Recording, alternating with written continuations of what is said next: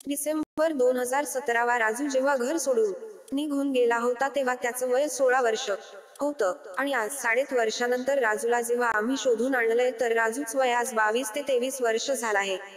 आणि आम्ही ठरवलं होतं सर्व SP सरांनी, PSI खटावकर सर आणि मी असं ठरवलं होतं की आपण राजूच्या आई वडिलांनाही भेट द्यायची आहे, सरप्राईज भेट. तर त्याच्यानुसार आम्ही त्यांना बोलवून घेतलं होतं. मी काल रात्री त्यांना कॉल केला होता की म्हटलं SP सरांना तुम्हाला थोडं बोलायचं, तपासाबद्दल विचारपूस करायची, तर तुम्ही या. म्हणून त्याच्यानुसार ते रात्रीचा 1 वाजेला हजर झाले.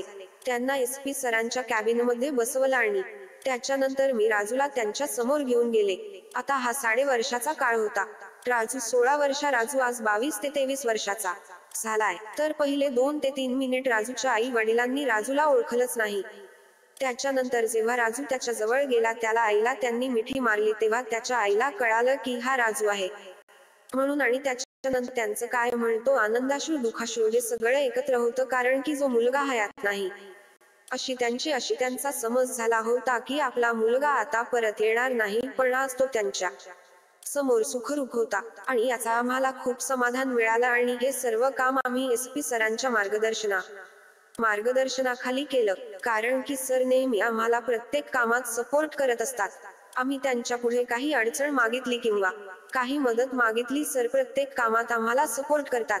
आणि सरांनाही आज खूप छान वाटलं की त्यांनी एका आई वडिलांची त्यांच्या मुलाची भेट घालून दिली किंवा एका मुलाची त्याच्या आई वडिलांची भेट घालून दिली. राजूने त्याच्या मत व्यक्त केले, बाबा मी स्वतः याला आई वडिलांसमोर यायला घाबरत होतो की आई वडील मला रागवतील. मी जाऊन 7-8 वर्ष झाली, मी शिक्षण सोडलं आणि मला आई वडील आता खूप रागवतील या भीतीने तो येत नव्हता. पण पोलिसांनी त्याला आणल्यामुळे तोही खूप खुश आहे आणि त्याचे आई वडीलही खुश आहे. मात्र तुमच्याही डोळ्यात पाणी आलं होतं. यस, मुळात मी एक महिला आहे आणि त्याच्यात मी इतर महिलांपेक्षा जरा जास्तच भावनिक आहे. त्याच्या आई जेव्हा मी त्यांना तपासकामी भेटायला बोलवलं होतं तेव्हा ते खूप रडत होते. त्याच्या आई आणि वडील त्यांचं अश्रू पाहून मी त्यावेळेस ठरवलं होतं की आम्ही तुमच्या मुलाला शोधायचा पूर्ण प्रयत्न करू आणि त्याच्यानुसारच आम्ही तपास सुरू केला होता.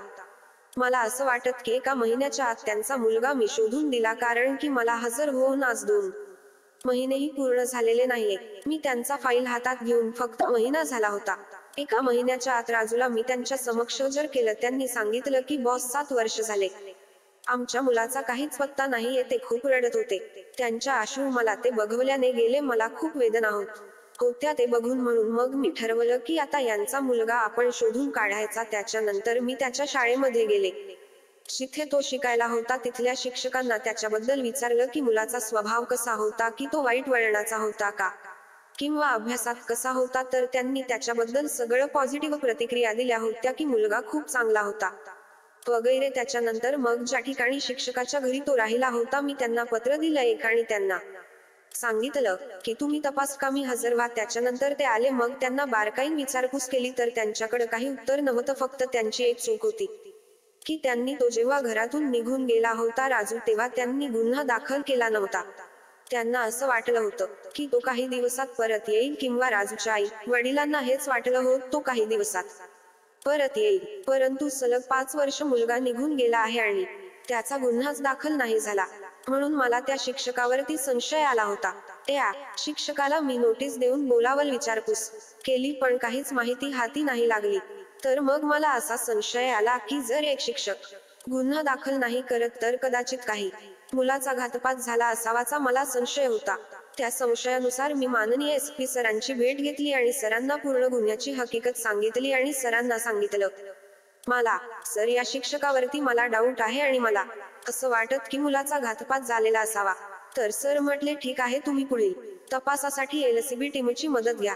आणि त्यांनी माझ्या समक्ष आपले LCBचे PI बंटेवाळे सर यांना कॉल केला आणि सांगितलं की जाधव मॅडमला तुम्ही तपासात मदत करा. मी सरांची भेट घेतली, सरांना फाईल दाखवली, सरांना गुन्ह्याची सगळी हकीकत सांगितली. त्याच्यानंतर सरांनी मला खटावकर PSI खटावकर सर आहे यांना सांगितलं की जाधव मॅडमला मदत करा. मग खटावकर सर आले. आपण सदर शिक्षकाला परत बोलवलं, विचारपूस केली, पण आपल्याला असं काही एक क्लू मिळत नव्हता. फक्त संशय घेण्यासाठी एकच कारण होतं की गुन्हा का दाखल झाला नाही. मुलगा घरातून निघून गेल्यावर 5 वर्ष ते तो गप्प कसं काय बसला. खूप माहिती घेतल्यानंतर तर काहीच मिळालं नाही. मग आपण सदर शिक्षकाला त्याच्यानंतर काही परत बोलावलं नाही. त्याच्यानंतर मग आपण टेक्निकल टीमची मदत घेतली आणि त्याच्यानुसार मग राजूचा आपल्याला म्हणजे त्याच लोकेशन मिळालं की राजू पुण्यामध्ये आहे. आणि मग खटावकर सरांनी त्याला तिथे जाऊन त्याला भेटले, विश्वासात घेतलं आणि त्याला आज रोजी घेऊन आले. अशा प्रकारे राजूच लोकेशन पुणे असल्याचं समजल्यानंतर त्याला शोधून विश्वासात घेऊन पुण्यावरून त्याला बीडला आणलं गेलं. आज पोलीस अधीक्षक नवनीत गावत यांच्या समोरच मुलाची आणि आई वडिलांची भेट घडून आणली. त्यावेळी PSI पल्लवी जाधव देखील ढसाढसा रडत होत्या. एकूणच बीड पोलिसांचा हळवेपणा, त्यांनी केलेली ही कामगिरी आणि त्यानंतर लेकराची आणि आई वडिलांची झालेली भेट याविषयी तुमचं मत कमेंट बॉक्स मध्ये सांगा.